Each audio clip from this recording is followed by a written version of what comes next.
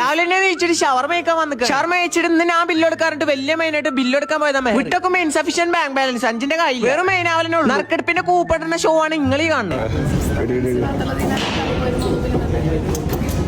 Front സീറ്റിൽ ഇരിക്കാത്തോണ്ട് ഇന്ന പ്രാകണ രംഗങ്ങളാണ് നിങ്ങൾ കണ്ടോണ്ടിരിക്കുക. എന്തൊക്കെ പ്രാഗിയാലും നമുക്ക് വേണ്ടിട്ട് ലിഫ്റ്റ് വരെ പിടിച്ചിരുത്തിക്കണം പാവം. അത് കഴിഞ്ഞിട്ട് നമ്മൾ വന്നിട്ട് PRP ആണ്. ഇത്ര നേരം നമ്മളെപ്പോഴും നിന്ന ആളാണ്. ഒരു സിനിമ നടൻ വന്നപ്പോ ഈ പാവം വ്ളോഗറൊക്കെ മാറും. അത് കഴിഞ്ഞപ്പോ ആരത്തിപ്പൊടിന്റെ ഒപ്പം കുറച്ച് മെയിൻ. ഇത് പിന്നെ നമ്മളെ ഡോക്ടറാണ്. ഡോക്ടറാണെങ്കിലും നല്ല മൊയന്താണ്. സിനിമ നടന്റെ ഒപ്പം ഫോട്ടോ എടുത്തിട്ട് ഇന്നോട് കടന്ന് മെയിൻ ആവാണ്.